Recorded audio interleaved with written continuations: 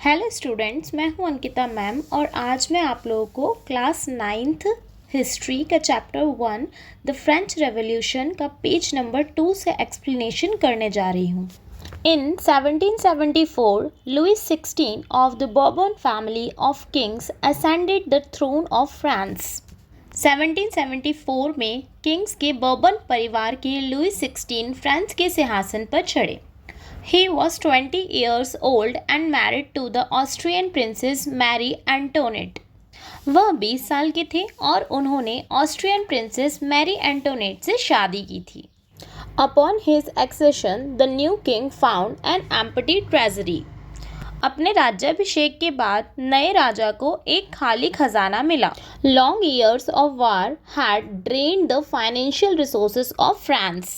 युद्ध के लंबे वर्षों ने फ्रांस के फाइनेंशियल रिसोर्सेज को खत्म कर दिया था। Added to this was the cost of maintaining an extravagant court at the immense palace of वर्सलेस।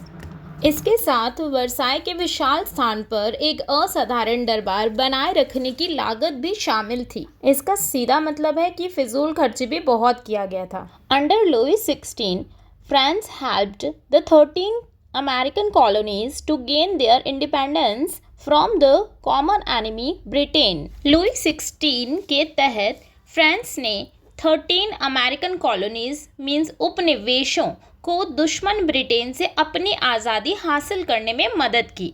The war added more than a billion livres to a debt that had already risen to more than 2 billion livres.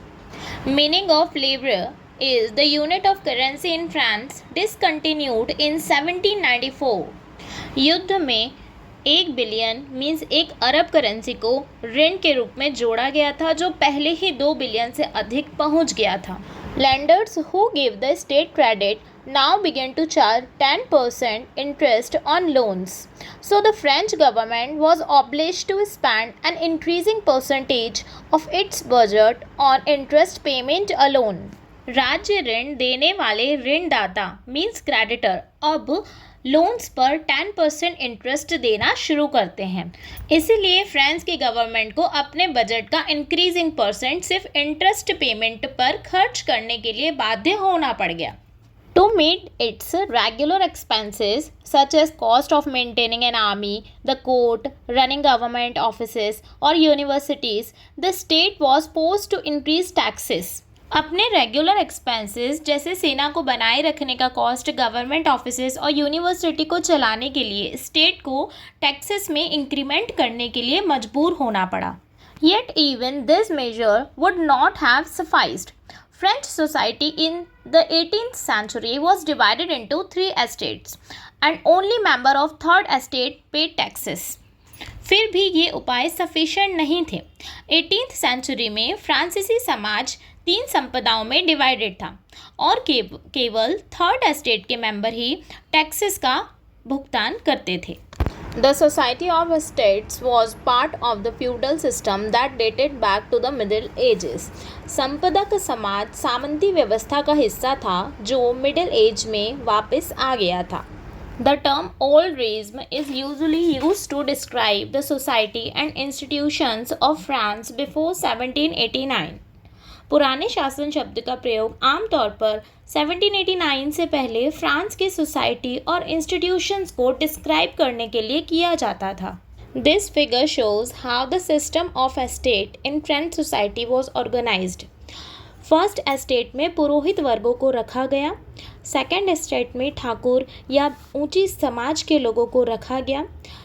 Third estate का division 3 parts में किया गया जिनमें first में बड़े businessman को, lawyers को, इन सब लोगों को रखा गया, जबकि सेकंड में बड़े किसान, कारीगरों, इन सब को रखा गया। और जो थर्ड पार्ट में छोटे छोटे किसान हो गए जिनके पास खुद की ज़मीन नहीं है, सर्वेंट्स लोगों को रखा गया।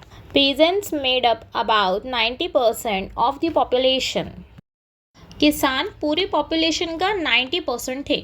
However, only a small number of them owned the land they cultivated. हालांकि उनमें से केवल कुछ ही उस भूमि के ओनर थे जिस पर वे खेती किया करते थे।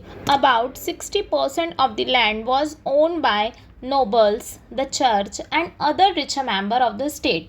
इनमें लगभग 60% भूमि के ओनर, नोबल, चर्च और थर्ड एस्टेट के अन्य रिचर मेंबर्स थे। The members of the first two estate, that is the clergy and the nobility, enjoyed certain privileges by birth. पहले दो एस्टेट्स के मेंबर जो कि पुरोहित वर्ग और नोबिलिटी मीन्स ठाकुर समाज के वर्ग हैं, जो जन्म से ही कुछ विशेषाधिकारों का आनंद लेते थे। The most important of these was exemption from paying taxes to the state. सबसे इम्पॉर्टेंट बात कि फर्स्ट टू एस्टेट्स के मेंबर्स को करों का भुगतान नहीं करना पड़ता था, मीन्स उन्हें टैक्सेस पे नहीं करने की छूट थी। The nobles further enjoyed feudal privileges. These included feudal dues, which they extracted from the peasants.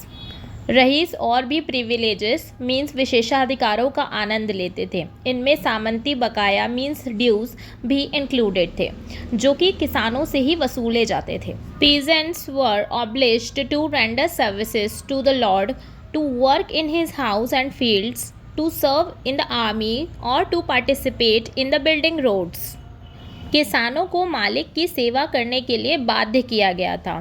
उनके घर और खेत में काम करने के लिए, सेना की सेवा करने के लिए या सड़कों के निर्माण में भाग लेने के लिए किसानों को मजबूर किया गया। इसी तरह के कारणों के कारण फ्रेंच रेवोल्यूशन की स्टार्टिंग हुई थी। अब आप लोग चैप्टर में आगे और देखेंगे कि किस तरह से कितने सारे कारण हुए थे जिनकी वजह से फ्रेंच रेवोल्यूशन हुआ। इसके आगे का चैप्टर का एक्सप्लेनेशन मैं नेक्स्ट पार्ट में करूँगी। वीडियो को लाइक और शेयर करें।